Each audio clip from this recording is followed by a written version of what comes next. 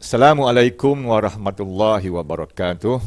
Bertemu kita dalam satu sesi penataran TPP, Transformasi Pendidikan Pahang 2021 hingga tahun 2030. Bersama saya Tuan Haji Rosli bin Musa, SIP Plus PPD Maran. InsyaAllah tuan-tuan semua akan cuba sedaya upaya untuk saya fahamkan, untuk kita memahami apakah dia wadah pendidikan yang disediakan di dalam TPP. Apa itu TPP? Transformasi Pendidikan Pahang. Mulai tahun 2021 hingga 2030. Baik, tuan-tuan sekalian, sebelum kita pergi kepada penghuraian TPP, kita faham tiga perkara ini sebagai dokumen pemajuan sekolah. Yang pertama adalah Pelan Pembangunan Pendidikan Malaysia yang bermula tahun 2013 hingga tahun 2025. Artinya kita sekarang berada di gelombang terakhir PPPM. Okey, gelombang ketiga sebagai gelombang terakhir. Di gelombang inilah JPN menyambutnya dengan Transformasi Pendidikan Pahang ataupun kita panggil sebagai TPP bermula tahun 2021 hingga tahun 2030. Kemudian daripada TPP kita sambutnya pula dengan Perancangan Strategi Organisasi atau ringkasnya PSO.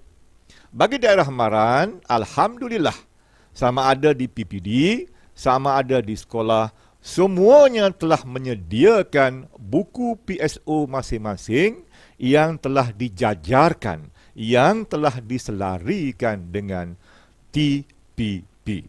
Jadi hari ini kita akan melihat TPP sebagai konten utama yang mana telah kita sambutnya dalam konteks PSO.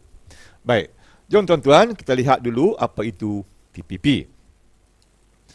Baik, sebelum kita pergi kepada TPP, kita faham sedikit dahulu berkaitan dengan PPPM, Pelan Pembangunan Pendidikan Malaysia pada gelombang yang ketiga yang kita sedang hadapi sekarang.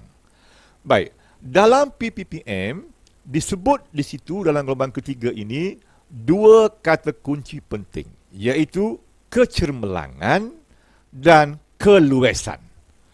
Cermelang, luas. Ini yang kena faham betul-betul. Cermelang maknanya di sini, ukuran kita hari ini ialah pencapaian yang melebihi standard minima. Kalau selama ini kita letakkan standard minima itu sebagai KPI kita, maka dalam gelombang yang ketiga ini, kita nak mencapai lebih daripada standard minima. Baru ia dikatakan sebagai cemerlang. Untuk mencapai cemerlang itu, sekolah diberi flexibility, diberi keluasan untuk mengolah, untuk melaksana, untuk merancang berdasarkan kepada keupayaan, berdasarkan kepada keboleh-laksanaan, berdasarkan kepada kemampuan masing-masing. Terpulang kepada sekolah, fleksibilitinya, keluasannya diberi untuk mengoperasikannya. Baik, itu antara perkara pokok yang kita kena faham dalam gelombang ketiga. Jadi tak wujud lagi situasi fix for all, satu untuk semua. Sekolah masing-masing menilai sejauh mana sesuatu projek itu boleh dilaksanakan mengikut kudratnya, mengikut kemampuannya, mengikut keupayaannya. Baik, dalam gelombang ketiga itu juga diberikan perkataan yang sangat penting pada saya ialah memupuk budaya kecemerlangan profesional keteladanan rakan setugas. Jadi dia benar-benar bermula daripada bawah, bottom to up. Kecemerlangan itu disokong bantu oleh rakan setugas. Di sini lahirnya slogan cikgu bantu cikgu. Kita tak perlu mengharapkan orang lain, tetapi sesama kita sendiri menggembelingkan tenaga, menggembelingkan kepakaran, berkongsi kehebatan, berkongsi amalan terbaik, inovasi dan sebagainya untuk mencapai tahap cemerlang. Sesama kita di peringkat sekolah dalam konteks PLC maupun antara sekolah, antara daerah, antara negeri, cikgu bantu cikgu dalam konteks professional learning network. Inilah antara penekanan utama dalam gelombang ketiga. Jadi TPP menyambut gelombang ketiga ini dengan membina sebuah acuan yang sangat cantik yang pada saya tidak pernah ada lagi di peringkat negeri Pahang, sebuah acuan untuk menjayakan pendidikan negeri Pahang ini yang holistik, yang terangkum semua ada dalam TPP. Terima kasih dan tahniah kepada pemikir, kepada perancan, kepada ahli-ahli panel yang telah berupaya melahirkan sebuah buku TPP yang pada saya sangat hebat. Dan inilah dia antara senario yang berlaku dalam melahirkan buku TPP ini. Okey? Saya tak sentuh yang inilah ya, saya sambung kepada yang lain. Baik. TPP seperti mana yang telah saya sebutkan tadi, maknanya ialah transformasi pendidikan Pahang bermula tahun 2021 tahun sekarang hingga 2030. Maknanya dia mengambil masa 10 tahun. 10 tahun ini kita nak membina pendidikan negeri Pahang, wajahnya, wataknya, modelnya berdasarkan kepada acuan dalam TPP yang telah digarap dengan begitu cantik sekali. Baik ya. Dalam TPP ini, slogan utama ialah 3C. Apa itu? Cekap, cepat, cermat. Ini slogan dia.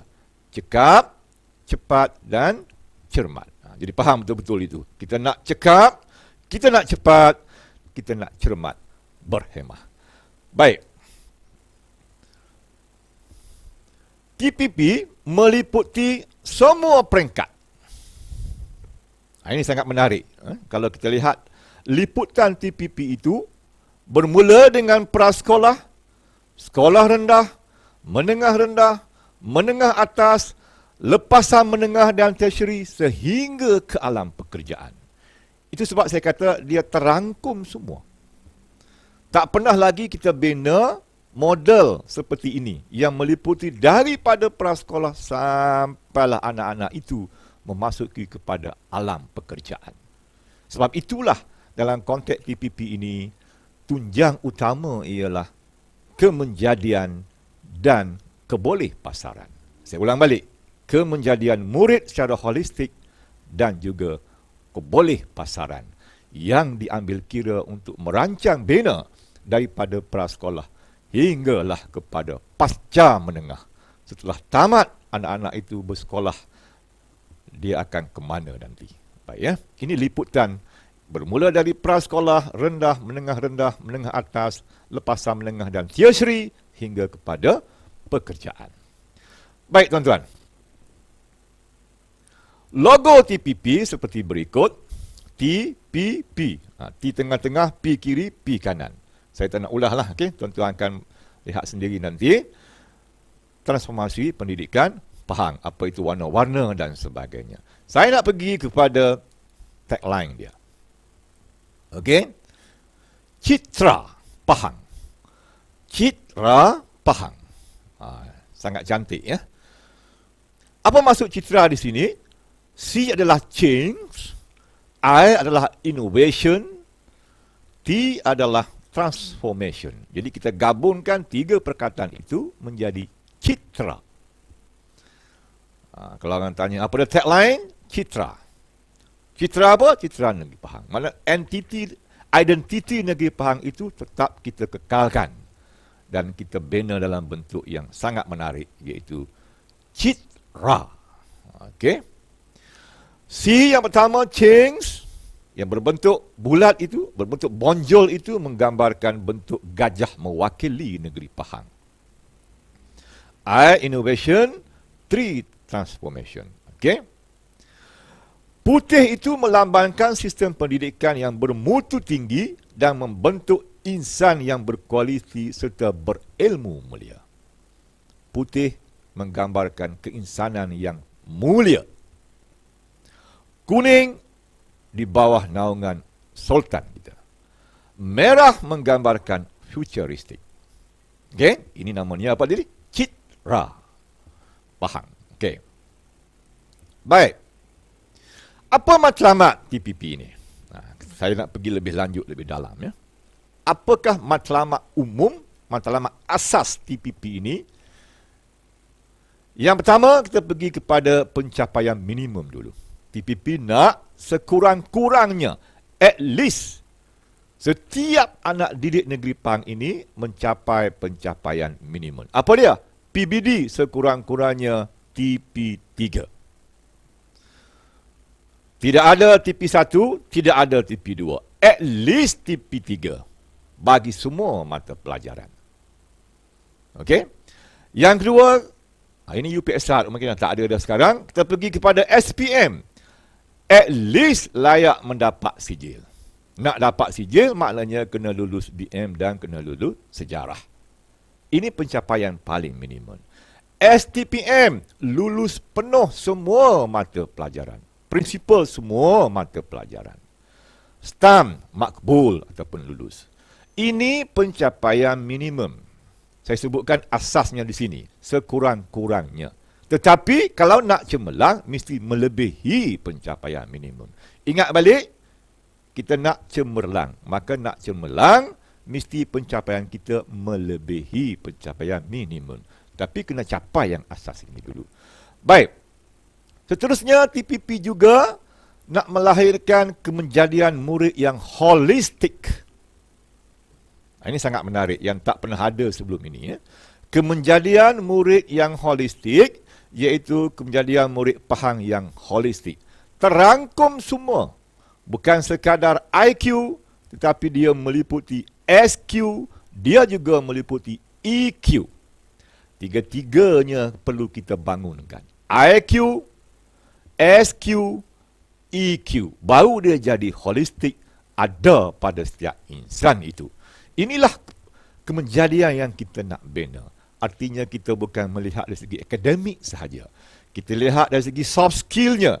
Kita lihat dari segi insannya, manusiawinya.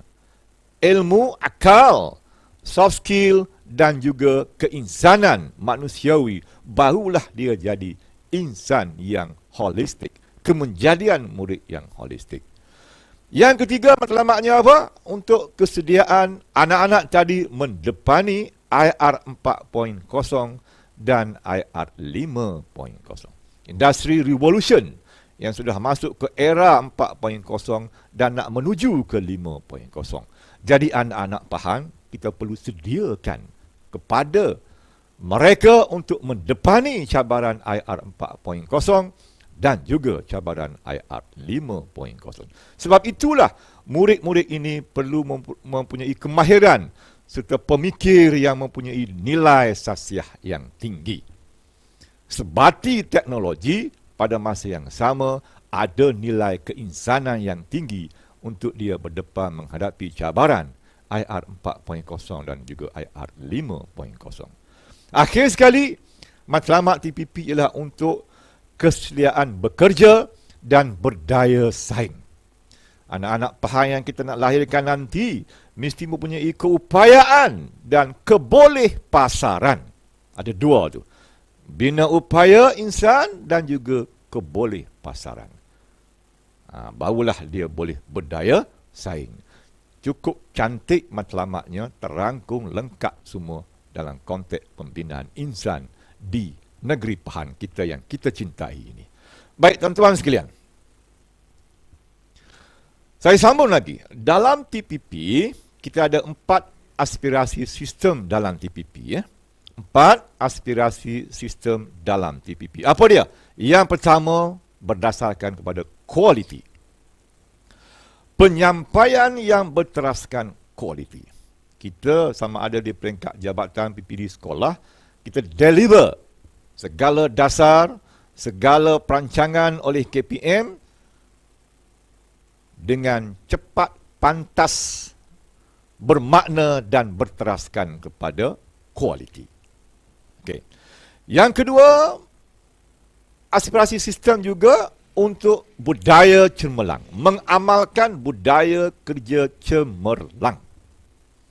Sama ada di peringkat kepimpinan, SLT, MLT, guru, AKP dan sebagainya, membudayakan kecemerlangan dalam konteks kerja buat hari-hari. Yang ketiga, kesepunyaan, ownership, kejelekitan fikrah dan tindakan. Hak milik kita bersama. Jatuh bangun organisasi adalah kepunyaan kita bersama. Maju organisasi kerana kita bersama. Ini yang penting. Kesepunyaan itu, ownership itu. Dan akhirnya ialah iltizam, komitmen, kesungguhan dan penuh tanggungjawab. Jadi 4 aspirasi sistem ini, slogannya ialah cekap, cepat, cermat. Cekap, cepat dan cermat. Itu dia slogan TPP. Baik. Saya sambungkan pula kepada aspirasi murid. Okey ya.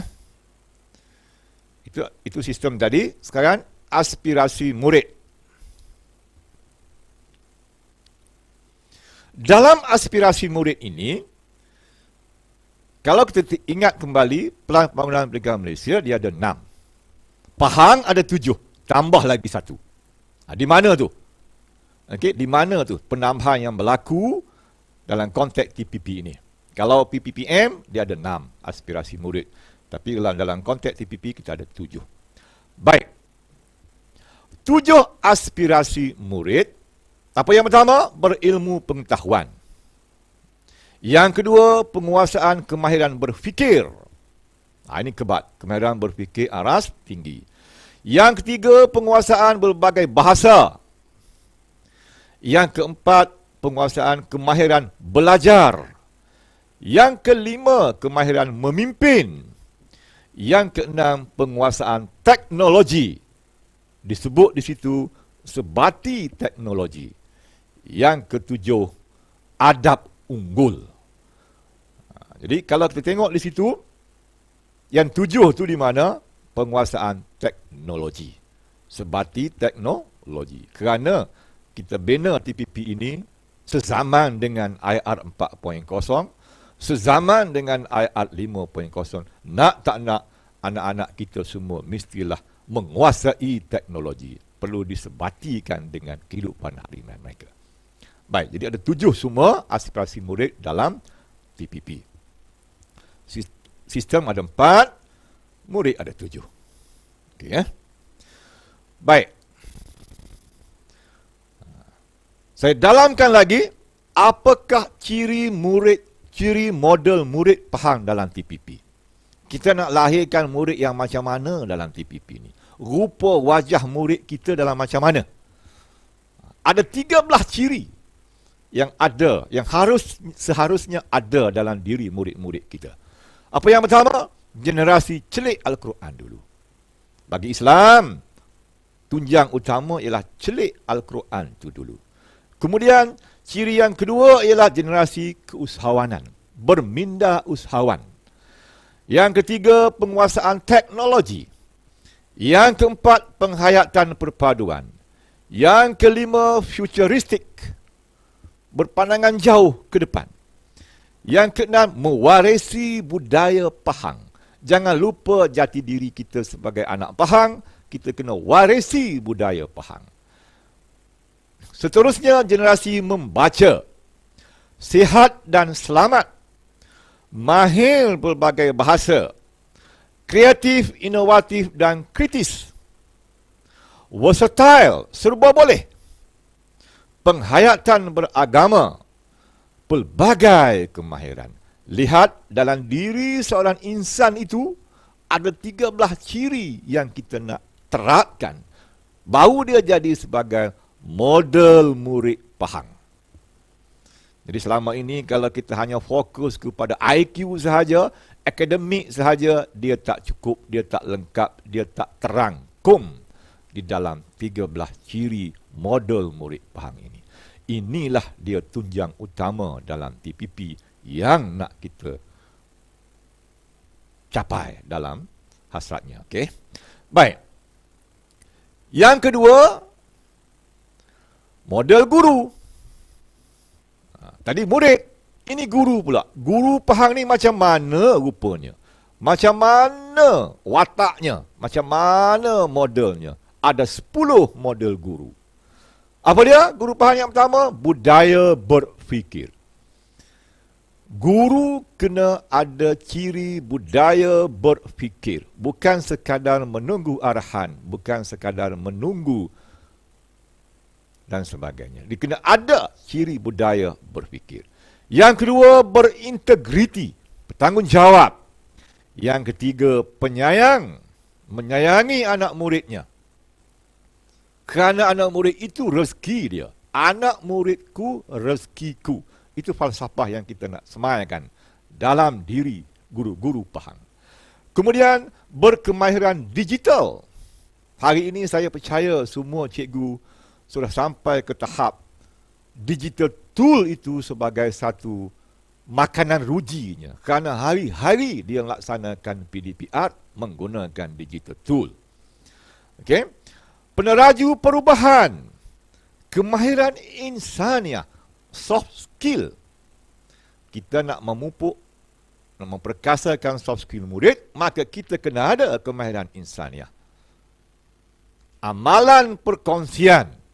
Guru sekarang ini tidak boleh lagi secara isolated. Dia kena berkongsi. Kemudian, pemimpin instruksional dalam bilik darjah. Pemimpin instruksional dalam bilik darjah. Itu juga ciri guru yang kita perlukan di Pahang ini. Kalau selama ini instruksional itu seolah-olah tanggungjawab pengetua GPK sahaja. Hari ini instruksional dalam bilik darjah. Guru itu sendiri sebagai pemimpinnya. Kemudian multi teaching skill, kemudian suri teladan. Jadi ada 10 ciri yang harus ada pada diri guru di negeri Pahang. Baru dia jadi model teacher. Apa itu? Budaya berfikir, berintegriti, penyayang, berkemahiran digital, peneraju perubahan, kemahiran insaniah, amalan perkongsian, pemimpin instruksional dalam bilik darjah, multi teaching skill, dan juga suri teladan. Itu untuk guru. Okey, ya? Kita sambung lagi. Bagaimana pula untuk pemimpin? Lihat TPP itu dia menyentuh semua. Muridnya, gurunya, pemimpinnya, semua disentuh. Semua ada peranan. Okay? Untuk pemimpin pula, ada 8 ciri model pemimpin.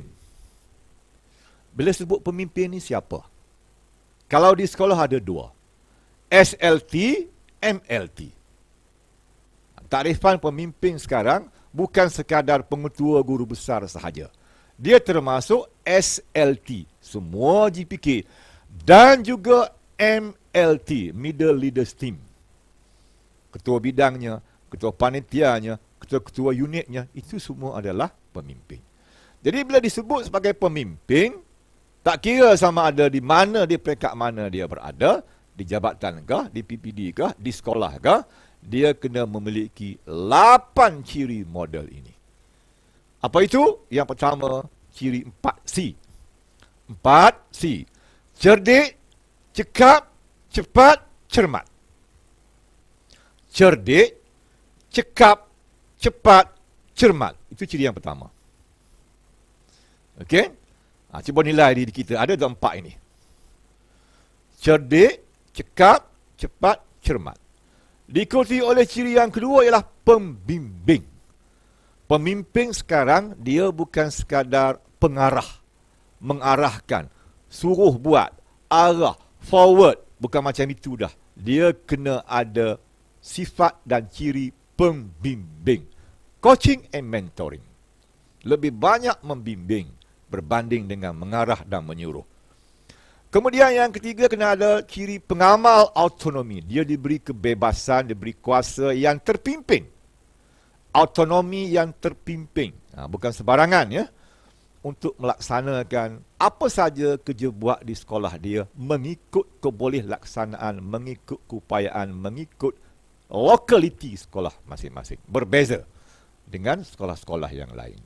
Kemudian pemimpin kena bijaksana, pemimpin kena proaktif, pemimpin kena futuristik, pandang ke depan, pemimpin kena berintegriti, pemimpin kena efisien dan efektif. Ada 8 ini semua sebagai ciri pemimpin pendidikan negeri Pahang. Lihat, kita ada murid, kita ada guru, kita ada pemimpin. Kemudian, model sekolah. Sekolah pula, sekolah yang macam mana? Negeri Pahang ini. Okey? Ada 9 ciri model sekolah. Apa itu? Autonomi. Sekolah sebagai pelantar kerjaya.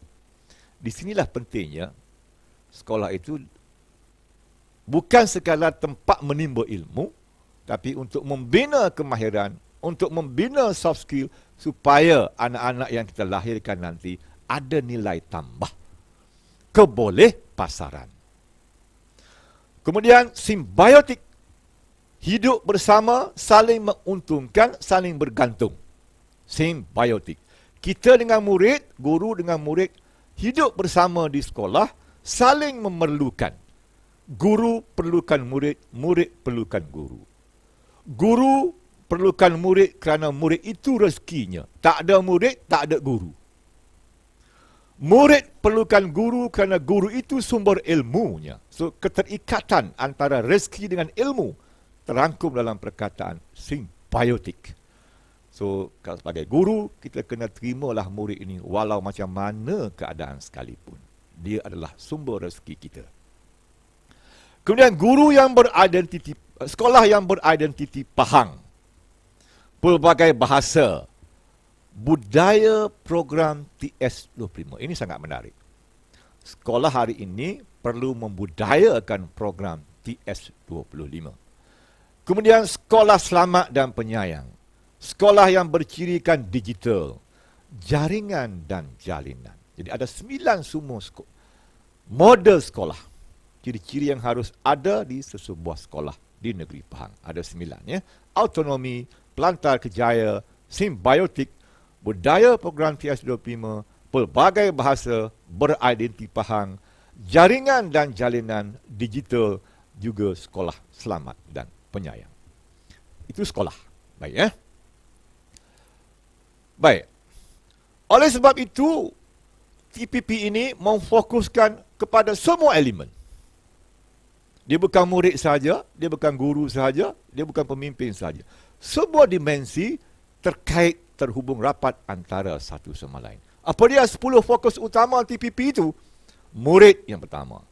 Guru, MLT, SLT, bilik darjah, sekolah, kolej pusat tingkatan 6, PPD, JPN dan juga PIBKS. PIBG, komuniti dan juga swasta. Lihat keterangkuman itu. Semua sekali ada peranan. Semua sekali dilibatkan dalam TPP ini. Muridnya, gurunya, MLT-nya, SLT-nya, bilik darjahnya, sekolahnya, kolej pusat tingkatan 6-nya, PPD-nya, JPN-nya dan juga PIBKS. Okey, seperti saya kata tadi, ini sebuah buku yang sangat komprehensif dan sangat terangkum, meliputi semua perkara. Baik. Kita pergi kepada lebih detail, lebih berfokus, iaitu 10 inisiatif yang ada dalam TPP.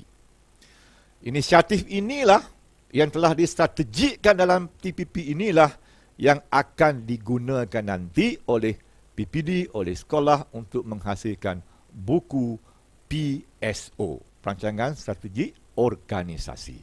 So, berdasarkan kepada 10 inisiatif yang telah digarap dalam TPP ini.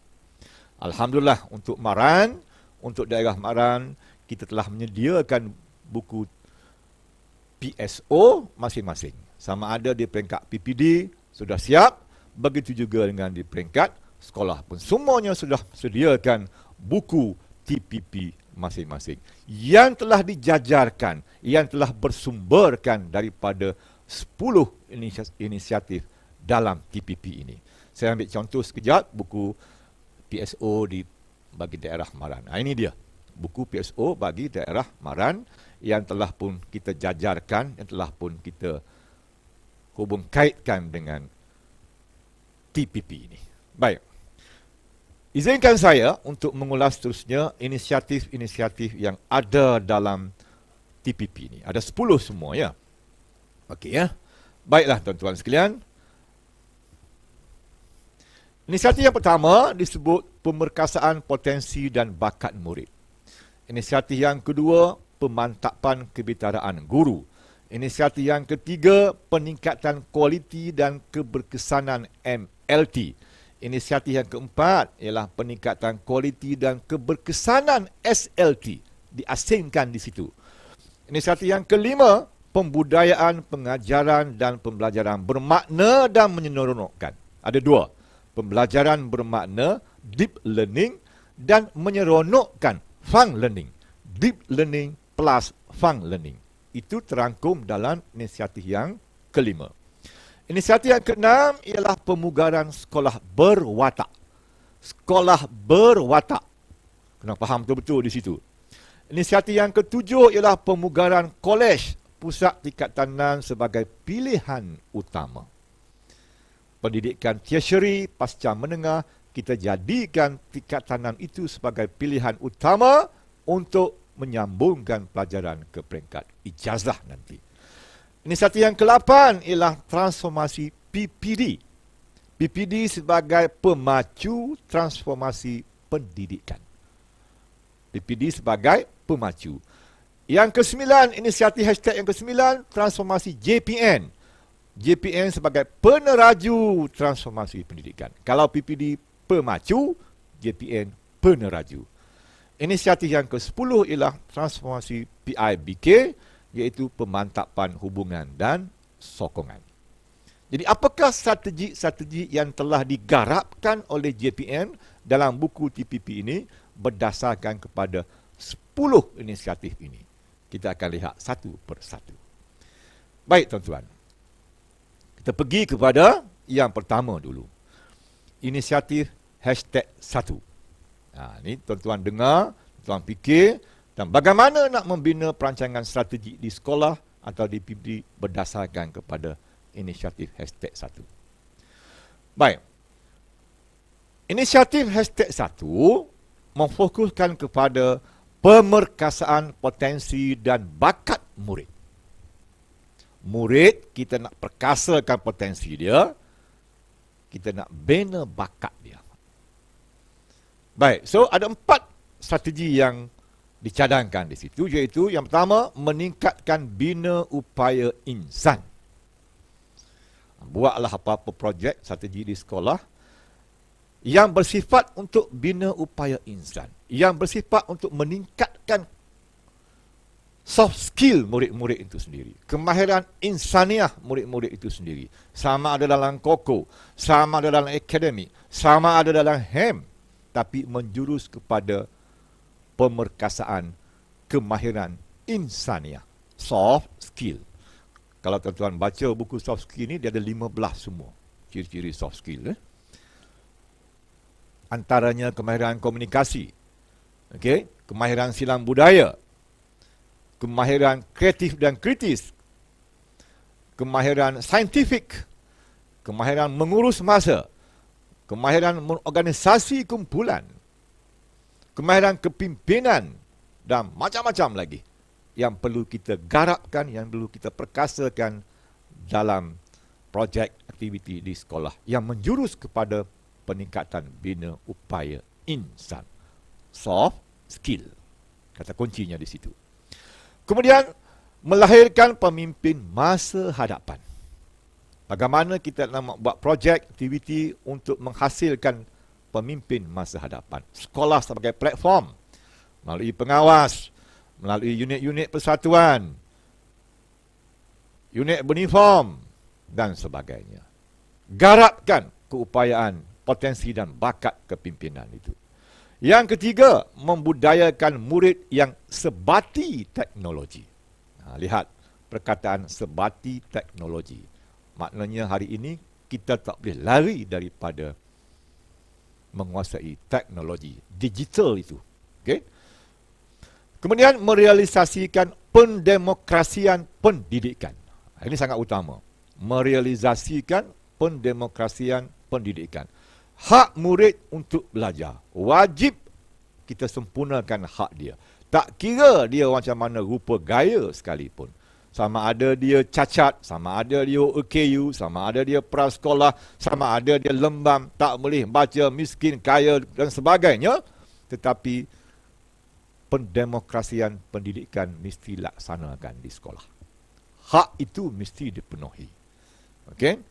Kalau dia tercicir, kita kena tarik balik semula masuk dalam arena sekolah kita. Tak boleh kita biarkan yang tercicir dan sebagainya.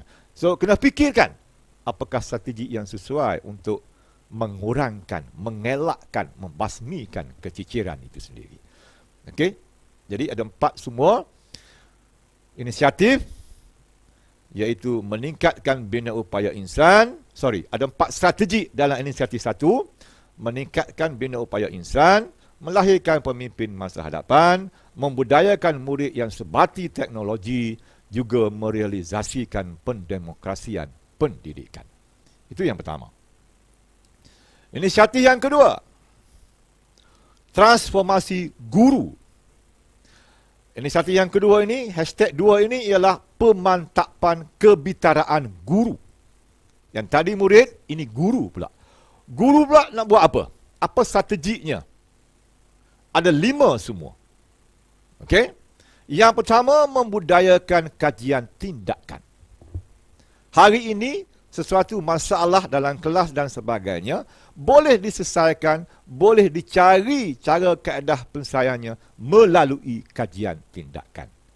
Yang tidak begitu segar lagi di peringkat sekolah. Belum lagi dibudayakan. Maka TPP nak melahirkan guru yang membudayakan kajian tindakan. So, kurang-kurangnya kita letakkan satu KPI. 1 tahun, 1 kajian tindakan. Bagi setiap guru. Ini contohlah. Contoh KPI. 1 guru, 1 kajian tindakan. Jadi kalau kita ada 20 guru di sekolah itu, setahun kita sudah hasilkan 20 kajian tindakan. Okey? Ini jadikan ini satu budaya. Yang kedua, membudayakan PLC. Selain kajian tindakan, guru juga kena budayakan PLC. Dan hari ini PLC saja tidak mencukupi. Kalau PLC saja, dia hanya berlega di sekolah kita sahaja. Di sekolah yang sama.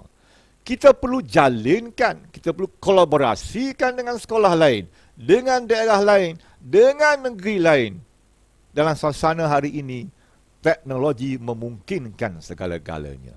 Artinya, kita kena berubah daripada PLC kepada PLN. Professional Learning Network. Yang melibatkan perkongsian amalan terbaik, inovasi, idea, kemahiran dengan guru sekolah lain, dengan guru daerah lain, dengan guru negeri lain. Mungkin juga di peringkat antarabangsa. So, sebar luaskan idea konsep PLC kepada PLN ini. Kemudian guru yang ketiga, pemantapan yang ketiga ialah pembudayaan PDP digital. Hari ini kita memang tak lari dah, tak boleh lari daripada PDP berteraskan digital learning.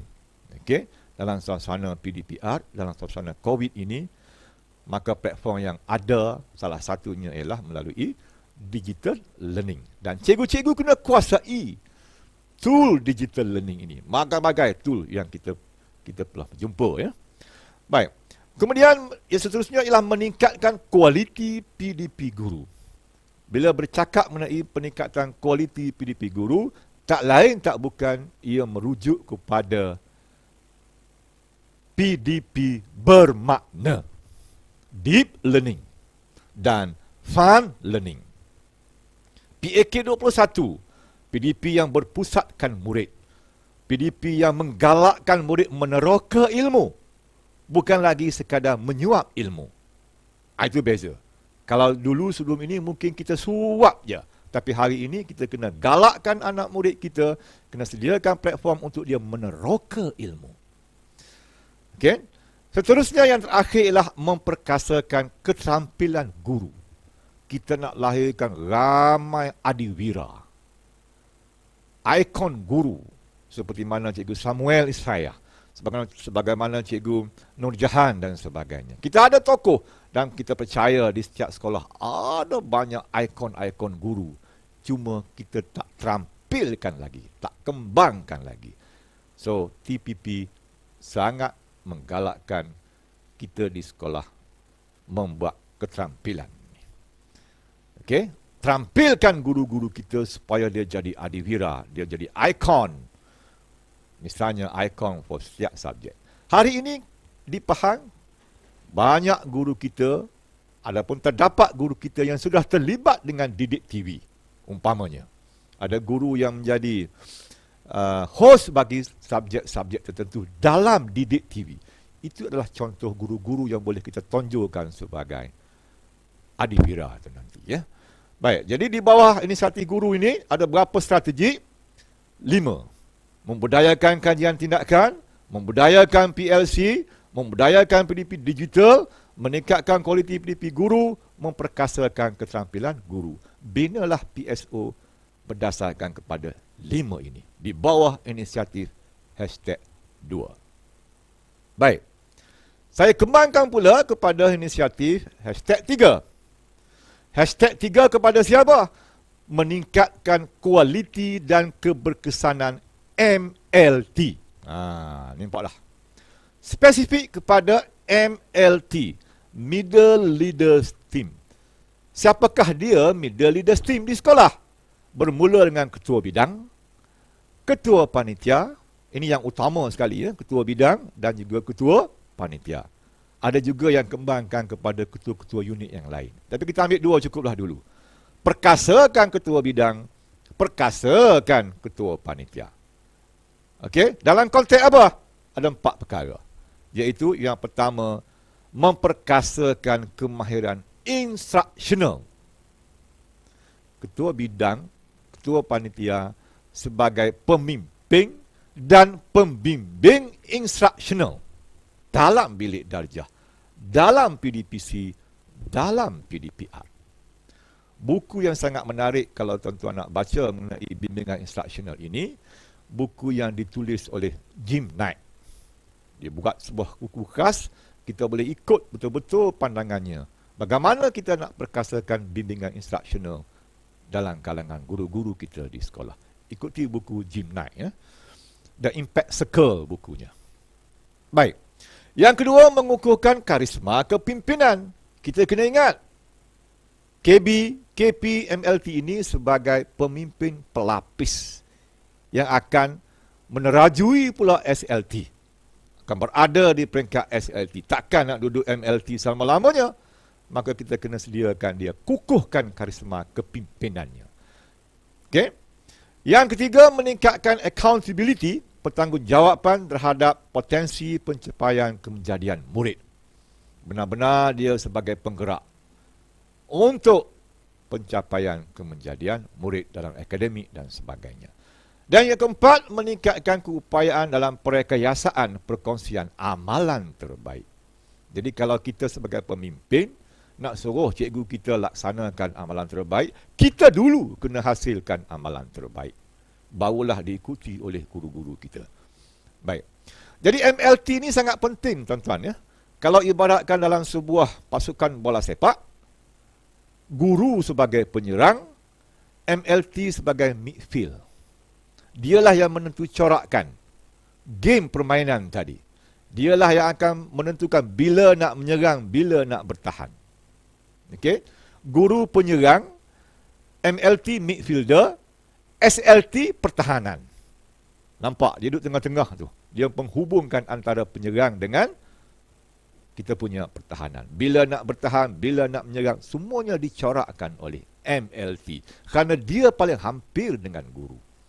Jadi bagaimana nak berkasakan itu, JPN telah mencadangkan 4 strategi ini. Memperkasa kemahiran instruksional, mengukuhkan karisma kepimpinan, meningkatkan accountability terhadap potensi pencapaian pendidikan murid, dan juga meningkatkan keupayaan dalam perkayasaan perkongsian amalan terbaik. Baik, kita kembangkan pula kepada inisiatif yang keempat, iaitu transformasi SLT, School Leaders Team. Kalau tadi MLT, hari ini SLT, School Leader Team. Siapa dia? Pengetua dan GPK-nya dan hulu balangnya di sekolah. Ada 3 GPK, setengah sekolah ada 4, right? Campur dengan seorang pengetua. Ini tim SLT. So, inisiatif yang keempat ini meningkatkan kualiti dan keberkesanan SLT. Juga ada 4 strategi yang dicadangkan, iaitu memperkukuhkan kepimpinan instruksional dan kepimpinan transformasi. Memimpin untuk mengurus perubahan. Memimpin untuk instruksional. Mesti ada dalam jiwa SLT. Baik pengetua, baik GPK. Okey? Okey.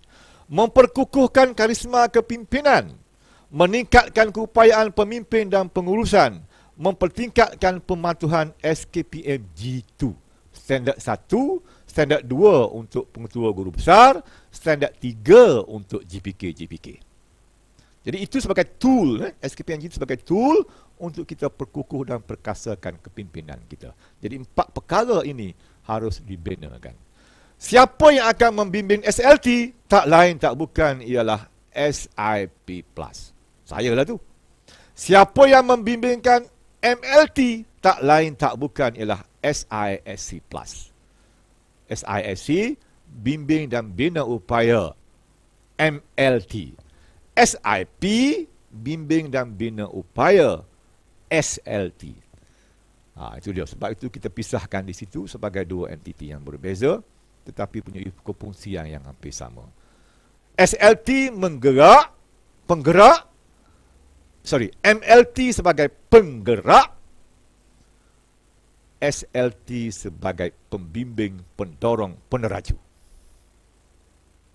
Saya ulang balik. MLT sebagai penggerak di barisan hadapan. SLT sebagai apa? Peneraju, pembimbing, pendorong. 3 fungsi. Bukan penyuruh, bukan pengarah sahaja, bukan forward sahaja. Kalau dulu kita ingat dulu, kebanyakan pengetua endorse surat. Hari ini mungkin surat dah tak ada, dia forward aja. Kerja dia forward saja. Ini dah tak betul. Pengetua hari ini, guru besar hari ini mesti meneraju, mesti membimbing, mesti mendorong. Bukan suruh, bukan forward saja. Okey? Itu dia satu yang keempat. Ini satu yang kelima. Transformasi bilik darjah. Dalam konteks PDPR ni orang tanya, mana bilik darjah? Konsep bilik darjah itu telah berubah, tuan-tuan. Maya classroom, bukan lagi maujud classroom. Kena lihat dalam konteks yang berbeza. Bilik darjah berlaku di alam maya sekarang ini, bukan dalam maujud dalam bilik darjah yang biasa, dalam 4 segi tu. Baik. Inisiatif yang kelima ini, pembudayaan, pengajaran dan pembelajaran bermakna dan menyeronokkan. Pembelajaran bermakna dan menyeronokkan. Itu keyword dia. Deep learning plus fun learning. Kena fikirkan macam mana nak buat strategi, program, aktiviti yang menjurus kepada deep learning dan fun learning. Misalnya yang pertama, menyediakan kelas yang kondusif. Kelas yang kondusif. Mesra murid. Mudah berlakunya interaksi, komunikasi, kolaborasi dan sebagainya. Dari segi susun atur, dari segi physically, dari segi keceriaan dan lain-lain lah. Okay. Kemudian, membudayakan pembelajaran berpusatkan murid. pembelajaran berpusatkan murid. Dengan kata lain, PAK 21. Harus dan wajib dilaksanakan. Yang ketiga, memantapkan pentaksiran bilik darjah, PBD. PBD adalah a part of PDP. Dia bukan dua entiti yang berasingan. Dia adalah bersaling kaitan. PBD adalah sebahagian daripada PDP. Dan yang akhirnya membicarakan co-curriculum dan pendidikan luar. Ini satu lagi perkara yang nak diperkasakan semula.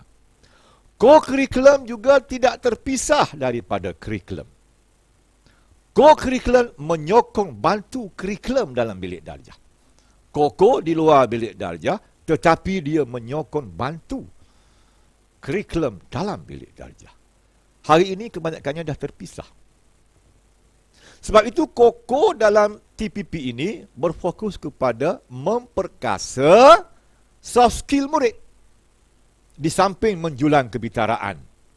Kita nak juga menjulang kebitaraan itu. Ada, tak ada masalah. Teruskan. Tetapi fokusnya adalah, yang utamanya ialah memperkasa soft skill murid. Supaya dia membantu dalam aktiviti kurikulum dalam bilik darjah. Fikirkan macam mana nak membina aktiviti Koko yang menuju kepada memperkasa kemahiran insaniah, soft skill murid. Bukan lagi sekadar nak menang, nak johan. Kerana nak menang johan itu segelintir sahaja. Segelintir pelajar sahaja yang terlibat. So, majoritinya soft skill. Ini yang kita katakan tadi, kena bina cara baru dalam Koko. Baik, inisiatif yang ke-6. Transformasi sekolah. Sekolah secara keseluruhannya harus dibugarkan sebagai sekolah berwatak. The keyword dia ialah sekolah berwatak. Sekolah yang ada identiti sendiri, yang menjadi tarikan, magnet kepada parents, kepada pelajar untuk belajar di sekolah. Dia rasa seronok, dia rasa hebat menjadi pelajar di sekolah itu. So, setiap sekolah kena ada watak dia. Kena bina perwatakan ini. Kena julang kebitaraannya. Kena perkasakan etosnya. Supaya dia menjiwai roh dan murid untuk datang ke sekolah itu. So, dicadangkan di situ ada beberapa strategi ya, untuk menjadikan sekolah itu sekolah berwatak. Misalnya, membangunkan kepakaran dalaman guru. Kehebatan guru di setiap sekolah berbeza-beza. Kehebatan guru inilah yang menjadi tarikan utama untuk murid itu datang belajar ke sekolah itu. Guru sekolah A ada kehebatan guru ADMAT misalnya. Guru sekolah B ada kehebatan guru sejarah misalnya. So, bina watak-watak ini untuk menjadi tarikan. Kemudian meningkatkan budaya kerja strategi dan perkongsian amalan terbaik. Mengoptimumkan pembelajaran dalam talian. Memperkasakan pengurusan asrama. Sekolah yang ada asrama sangat mudah untuk bina wataknya. Untuk melahirkan tarikan asrama itu sebagai daya tarikan. Mempertingkatkan persekitaran mesra OKU. Membina jaringan dan jalinan. Memperkasakan STEM dan TVET. Mengoptimumkan pelaksanaan PBD. Jadi ada berapa semua strategi? 1, 2, 3, 4, 5, 6, 7, 8 strategi yang ada di bawah inisiatif #6. Sekolah boleh fikirkan apakah projek aktiviti yang nak dibuat berdasarkan kepada strategi ini. Inisiatif yang ke-7. Yang ke-7 ini saya sendiri terlibat sebagai ahli makmalnya, iaitu kita fokus kepada pemugaran kolej pusat tingkatan 6 sebagai pilihan utama. Kita tak mahu lagi tingkatan 6 itu sebagai tempelan, tapi dia sebagai pilihan utama untuk pelajar menyambungkan pelajaran ke universiti untuk buat ijazah pertama. Jadi apakah strategi di dalam inisiatif #7 ini? Yang pertama, mewujudkan kolej pusat tingkatan berwatak. Saya lagi timbul konsep berwatak. Artinya, bila sebut berwatak ini, dia ada ciri-ciri yang tersendiri yang menjadi tarikan. Untuk tingkatan 6, perwatakannya itu pada 4. Okey? Pertama, eksekutif. E. Eksekutif. Yang kedua, leadership. L. Yang ketiga, karakter. C. Yang keempat, marketability. M. Jadi, E, L, C, M. Eksekutif, leadership, karakter, dan juga marketability. Keboleh pasaran. 4 ini nak diadunkan di dalam inisiatif tingkatan 6. Sama ada di pusat tingkatan 6, sama ada di kolej tingkatan 6, mesti ada 4 ni ya. E, L, C, M. Eksekutif, leadership, karakter, dan juga marketability. Okey. Turun pula kepada memperkasa peranan kolej penginapan. Kita tak panggil asrama, kita panggil kolej penginapan. Kita nak tukar konsep kolej penginapan itu bukan sekadar tempat tidur sahaja. Tapi kolej penginapan tingkatan 6 sebagai tempat untuk anak-anak tadi memperkasakan soft skill-nya. Okey. Kemudian membina watak dan kepimpinan murid tingkatan 6. Murid tingkatan 6 sebagai platform untuk menghasilkan pemimpin masa depan. Kemudian menjayakan kolej pusat tingkatan 6 sebagai saluran utama ke IPTA. Jadi nak tak nak, kita sebagai guru pelajar kena mahir dari segi meritokrasi, kena mahir dari segi syarat-syarat untuk masuk ke IPTA dan sebagainya. Jadi 4 strategi ini kena bincangkan, kena bina perancangan strategiknya bagi memperkasa, bagi memugarkan kolej pusat tingkatan 6 sebagai pilihan utama. Baik. Yang ke-8. Transformasi PPD. Ini inisiatif #8. PPD tanggungjawabnya dalam TPP ini sebagai pemacu transformasi pendidikan. Jadi ada 5 strategi yang terkandung di bawah inisiatif #8 ini. Apa dia? Yang pertama, meningkatkan PPD berwatak. Sekali lagi, PPD sebagai daya tarikan. Yang kedua, memperkasakan kepimpinan dan pengurusan berkesan. Pemimpin PPD yang perkasa dan berkesan. Yang ketiga, mengamalkan perundingan dan konsultasi. Jadi kita bukan lagi sebagai pengurus sahaja. Kita juga sebagai pembimbing. Kita juga sebagai konsultan. Perundingan dan konsultasi. Untuk membantu sekolah. Untuk menyokong sekolah. Yang keempat, memberikan hikmat kepakaran kepada sekolah. Hikmat kepakaran kepada sekolah. Dan yang kelima, ialah mencapai penarapan PKPPD tahap 5 bintang. Okey. Jadi PPD hari ini berfungsi sebagai mengupayakan sekolah, kepimpinan sekolah, guru dan sekolah. Melalui apa? Bimbingan dan pementoran. Kita bukan lagi sebagai pengurus sahaja. Di samping itu kita laksanakan bimbingan dan juga pementoran, perundingan dan juga konsultasi. Itu peranannya sebagai pemacu transformasi pendidikan dalam TPP ini. Seterusnya, aspek yang ke-9, inisiatif ke-9 ialah transformasi JPN. Inisiatifnya adalah peneraju transformasi pendidikan. Kalau PPD pemacu, JPN sebagai penerajunya transformasi pendidikan itu.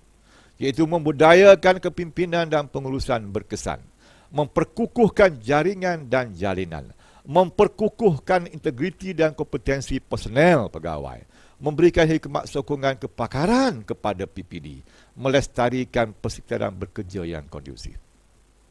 JPN memberdayakan PPD untuk PPD mengupayakan sekolah. Itu rangkaiannya. JPN memberdayakan PPD, PPD mengupayakan sekolah. Inilah hasrat yang terkandung di dalam TPP. Baik, akhir sekali, iaitu inisiatif hashtag yang ke-10, iaitu transformasi ibu bapa, komuniti dan juga swasta. Memantapkan hubungan dan sokongan. PIBKS sebagai entiti yang menyokong sekolah, bukan terpisah sebagai penyokong sekolah. Oleh itu, strateginya ialah memperluaskan jalinan dan jaringan kerjasama. Sekolah dengan PIBG, sekolah dengan komuniti, sekolah dengan agensi swasta, sekolah dengan agensi kerajaan dan sebagainya. Kena ada jaringan dan jalinan itu. Ya? Jaringan dan jalinan itu. Kerana PIBK hari ini menjadi pemegang taruh stakeholder kepada sekolah. Stakeholder ada dua. Satu stakeholder dalaman, satu stakeholder luaran.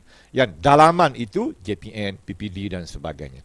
Yang luaran ini yang menyokong bantu sekolah adalah PIBKS. Ini kena perkasakan. Melalui apa? Yang pertama, memperluas jalinan dan jaringan kerjasama. Yang kedua, mengoptimumkan perkongsian kepakaran ibu bapa, komuniti dan swasta dalam aktiviti sekolah. Yang ketiga, meningkatkan keberkesanan pelibatan ibu bapa, komuniti dan swasta. Dan yang keempat, meningkatkan peranan penting guru dan sekolah dalam komuniti. Kesaling hubungan. Bukan sekadar PIBKS ke sekolah, tapi kita ke masyarakat. Kita guru ke komuniti. Saling hubungan itulah terangkum di dalam inisiatif yang ke-10, iaitu pemantapan hubungan dan sokongan. Jadi saya rasa cukuplah di situ berkaitan dengan penataran TPP ini. Sebagai rumusannya adalah seperti berikut. Kita ada 4 sistem aspirasi, kita ada 7 aspirasi murid, kita ada 13 model murid, kita ada 10 model guru, kita ada 8 model pemimpin, kita ada 9 model sekolah, kita ada 10 fokus utama dan kita ada 10 inisiatif. Nah, ini dia rumusan yang saya sebutkan tadi. Saya ulang sebalik semula sebelum saya tutup. Kita ada 4 aspirasi sistem, kita ada 7 aspirasi murid, kita ada 13 model guru, kita ada 13 model murid, kita ada 10 model guru, kita ada 8 model pemimpin, kita ada 9 model sekolah, kita ada 10 fokus utama, kita ada 10 inisiatif yang dicadangkan. So, hebatnya TPP itu, dia komprehensif, terangkum semua, tersentuh semua elemen dalam pendidikan. Bagi tujuan memperhebatkan pendidikan negeri Pahang, menjulang pendidikan negeri Pahang, cemerlang dan gemilang. Jadi saya rasa cukuplah sekadar itu. InsyaAllah kita jumpa lagi dalam sesi yang lain. Boleh jadikan slide saya ini, video saya ini sebagai penataran kepada sekolah-sekolah. Jangan lupa subscribe and like. Sekian. Wassalamualaikum warahmatullahi wabarakatuh.